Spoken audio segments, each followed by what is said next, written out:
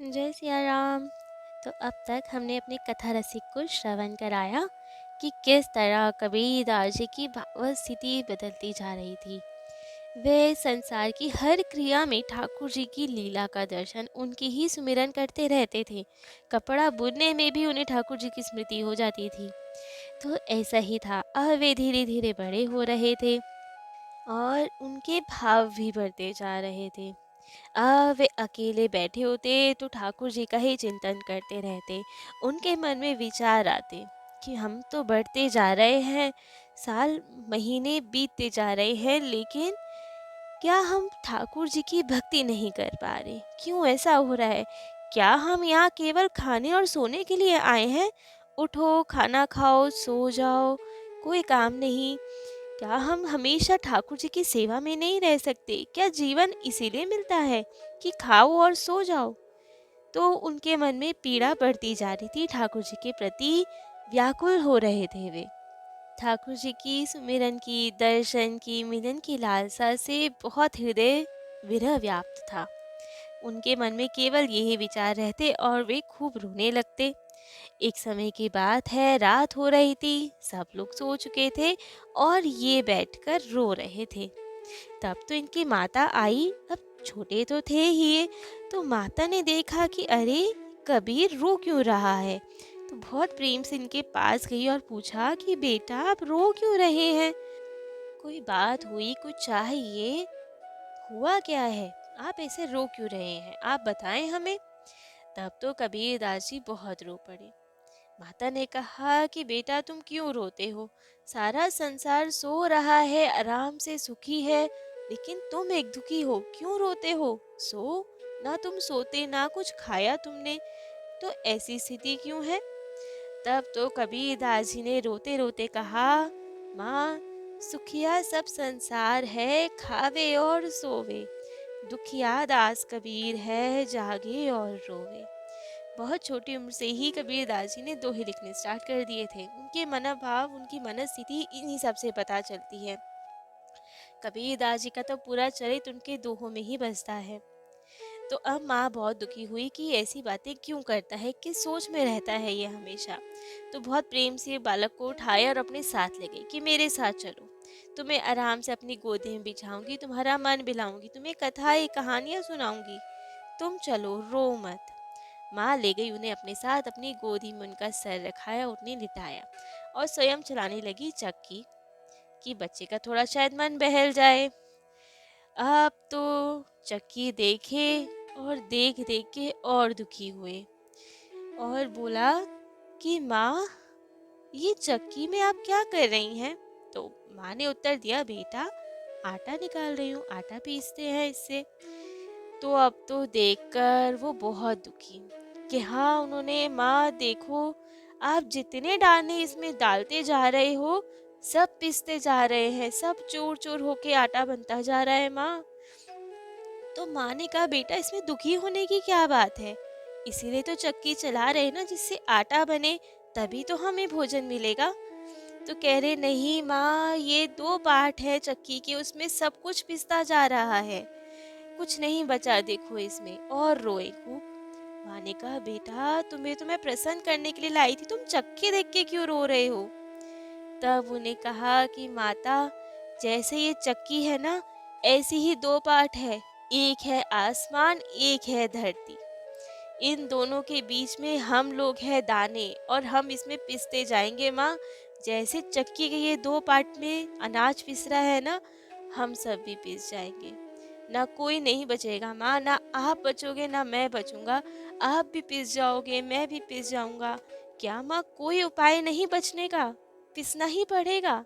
हम क्या इसीलिए आए हैं यहाँ पिसने के लिए? माँ, क्या हम सब पिस जाएंगे? वहां तो सुनकर चकित कि बालक क्या बोल रहा है। तब उन्होंने कहा, चलती चाकी देख कर दिया कबीरा रोए, दो पाटन के बीच में साबुत बचा न कोए। अब ये सुनकर माता भी दुखी कि ये बालक को क्या हो गया, ये कैसी बातें करता है। और बालक दुखी और बोले माँ से कि माँ, कोई तो उपाय होगा ना बचने का? क्या सब पिस जाएंगे? जैसे ये दाने पिस गए वैसे ही हम पिस जाएंगे। तब माता ने कहा कि नहीं बालक, आओ देखो। तब चक्की में एक कीला होता है। माता ने वो कीला दिखाया और कहा, देखो जो कीले के साथ है ना दाने, वो बचे हुए हैं, उन्हें कुछ नहीं हुआ। माता ने तो अपने हिसाब से समझाया जिससे बालक दुखी ना हो। कबीरदास जी को थोड़ी प्रसन्नता हो कि ठीक है, कोई दाने बचे हुए हैं, और कबीरदास ने तो उसे अपनी तरह से समझा। माता ने उन्हें कहा कि ये बात तुम्हारी बिल्कुल सही है कि दो पाटन के बीच में साबुत बचा न कोई, पर जो कीले सग लग रहा ताको बाल न बाका होए। अब ये सुन के तो कबीर जी बहुत प्रसन्न कि ये तो सही है, कीले के साथ जो लगे हैं ना वो तो सही है अनाज, उनको तो कुछ नहीं हुआ। तो अब वे विचार करें कि कीला कौन है। तब उन्हें समझ में आया कि हाँ, धरती यदि एक पार्ट है, अंबर यदि एक पार्ट है, तो और हम सब दाने हैं, तो कीला है सदगुरु। सदगुरु के प्रदत्त नाम और भगवान, ये ही कीला है। तो जो ठाकुर जी की शरण में जाएगा, सदगुरु जिन्हें ठाकुर जी की शरण में ले जाएंगे वो ही बचेगा। तो अब तो वो बहुत प्रसन्न कि हाँ, बचने का उपाय मिल गया, हम नहीं पीसेंगे अब। यदि हमें सदगुरु की शरण मिल जाए, हमें कीला मिल जाए, तो हम बचेंगे। अब तो वे बहुत प्रसन्न और अपने रूम में चले गए। परंतु वहां जाकर ये प्रसन्नता के बीच बहुत प्रसन्न होते होते फिर उनका मन दुखी हुआ। अब क्यों दुखी हुआ? क्योंकि कीले से बच तो जाएंगे हम, कीला मिलेगा तो हम पीसेंगे नहीं संसार में, लेकिन कीला कहाँ है? मेरे पास तो कीला ही नहीं है। कीला कब मिलेगा मुझे? इतना बड़ा मैं हो गया हूँ, लेकिन कीला कब मिलेगा? कहीं उससे पहले मैं पिस तो नहीं जाऊंगा। ये सुन सुनकर, सोच सोच कर अब वे रोए कि हे ठाकुर जी, मुझे कीला कब मिलेगा? मुझे सदगुरुदेव की प्राप्ति कब होगी? क्योंकि मैं जानता हूँ मैं इस लायक तो नहीं कि मैं आपको प्राप्त कर सकूँ। मैं तो मलेच्छ हूँ। मेरे को तो अधम जाति में मिला है, लेकिन आपकी प्राप्ति तो करनी है ना, तभी तो बचेंगे, वरना तो हम पिस जाएंगे। और आप बिना संत कृपा के नहीं मिलते हो, ये मुझे पता है। जब तक ठाकुर जी का कोई प्यारा, कोई संत, कोई भक्त हमें नहीं अपनाएगा, तब तक आप हमें नहीं मिलोगे। तो हमें सदगुरु कैसे मिलेंगे? मुझे वो कीला कब मिलेगा? अब तो दिन रात उनके मन में केवल यही चिंता रहती, यही विचार रहता कि मुझे कीला कब मिलेगा, मुझे सदगुरुदेव कब मिलेंगे। ठाकुर जी से खूब प्रार्थना करते कि मैं जानता हूँ आपके लायक नहीं हूँ, आपके दर्शनों के लायक नहीं हूँ, आपके स्पर्श के लायक भी नहीं हूँ, लेकिन आपके प्यारे के तो लायक हर कोई होता है ना। तो सदगुरुदेव से मिलवा दो बस, आप मत मिलना अभी, केवल सदगुरुदेव से मिला दो, वो कीला मुझे दे दो, जिससे कि मैं उद्धार कर पाऊँ अपना, मेरा यहाँ आना सफल हो, मुझे नहीं पिसना इस संसार में। तो बस दिन रात उनकी ललक बढ़ती रहती, उनकी व्याकुलता बढ़ती रहती, उनका रुदन बढ़ता रहता कि मुझे कीला कब मिलेगा। अब उनकी इतनी व्याकुलता देखकर ठाकुर जी से नहीं रहा गया। वे रुक ही नहीं पाते हैं अपने भक्तों का इतना प्रेम देखकर। स्वयं तो नहीं आए, परंतु नभवाणी हुई, आकाशवाणी हुई। इतना रुदन सुनकर ठाकुर जी पसीज गए। यूजुअली सुना जाता है ना कि सदगुरु भगवान से मिलाते हैं, वे मार्ग बताते हैं कि किस तरह ठाकुर जी की प्राप्ति की जाए। परंतु कबीरदास जी का रुदन सुन के ठाकुर जी से नहीं रहा गया। उन्होंने मार्ग बताया कि तुम्हें सदगुरुदेव की प्राप्ति कैसे होगी, कैसे तुम्हें कीला मिलेगा अपना।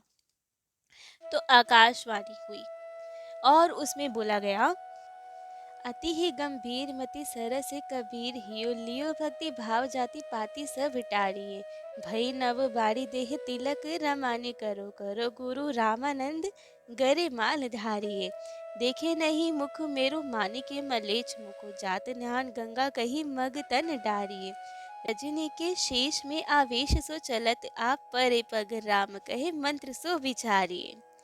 ये कवित लिखा है प्रियादास जी ने।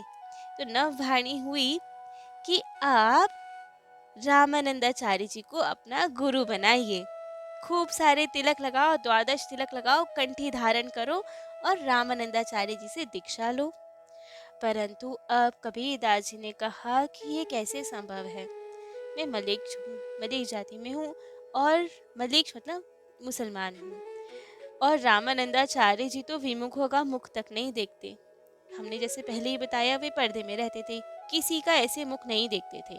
जो योग्य होता था, जो उन्हें लगता था सही है, उन्हीं का मुख देखते थे। इसलिए सुबह ब्रह्म मुहूर्त में ही बहुत जल्दी से स्नान करने चले जाते थे, जिससे ना किसी से टच हो और ना किसी का मुख दर्शन हो विमुखों का। तो अब कबीरदास जी ने कहा कि ये कैसे संभव है, रामानंदाचार्य जी तो हमारा मुख तक नहीं देखेंगे, तो हमें दीक्षा कैसे देंगे वे। परंतु नभवाणी हुई, ठाकुर जी ने कहा कि होगी दीक्षा। तुम तो द्वादश तिलक धारण करो, कंठी पहनो। द्वादश तिलक मतलब 12 जगह अंगों में तिलक लगाए जाते हैं, तो 12 जगह अपने तिलक लगाओ और कंठी धारण करो, तुलसी जी की माला पहनो, और गंगा घाट पे, पंचगंगा घाट पे जहाँ रामानंदाचार्य जी स्नान करने आते हैं, वहाँ की सीढ़ी पर जाके लेट जाओ। रामानंदाचार्य जी बहुत आवेश में, बहुत जल्दी भक्ति भाव में डूबे हुए जल्दी जल्दी चलते हैं। तो जब वे आएंगे, उनका चरण तुम पर पड़ेगा, और जब चरण पड़ेगा तो उनके मुख से राम नाम निकलेगा कि ये क्या हो गया।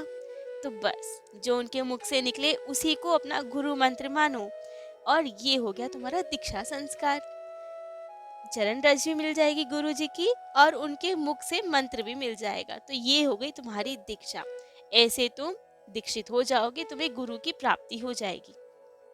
अब तो कबीरदास जी बहुत खुश कि ये तो बहुत अच्छा उपाय है, ऐसे तो हमारी दीक्षा हो जाएगी, और बहुत प्रसन्न हुए।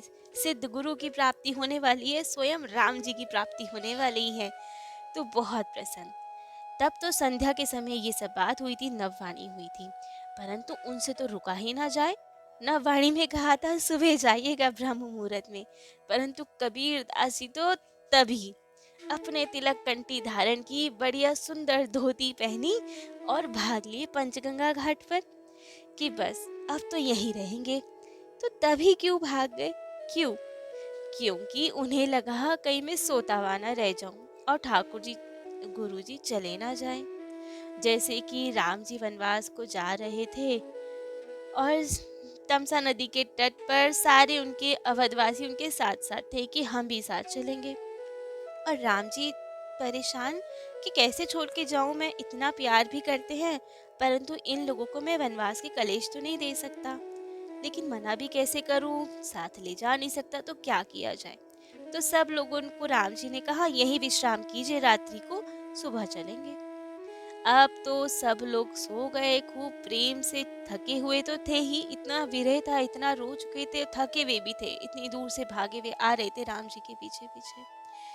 तो अब सब सो गए, परंतु लक्ष्मण जी, माता और प्रभु और सुमंत्र, ये चार, इन ये चार नहीं सोए थे, क्योंकि जब तक राम जी नहीं सोते तब तक माता नहीं सोए, जब तक श्री सीता राम जी ना सोए हमारे, तब तक लक्ष्मण जी कैसे सोए, और उन्हें देखकर सुमंत्री जी भी जगे हुए थे। अब तो राम जी ने विचार किया कि क्या किया जाए, कैसे जाया जाए। तब उन्होंने सोचा कि नहीं, अपने प्यारे अवध वासियों को मैं कलेश नहीं दे सकता, तो इसीलिए ऐसे ही हम इन्हें सोता छोड़ के जाएंगे। थोड़ी देर माया पड़ी, थोड़ी उनकी निद्रा रही, और सुमंत्री जी को कहा कि हे प्रभु, हे तात, अब आप रथ हाकिए, ऐसा रथ चलाइए कि पता न चले उसके चिन्हों का। तो अब तो सुमंत्र जी ने रथ चलाया, और राम जी, लखनलाल जी और माता जानकी वनवास को चल दिए।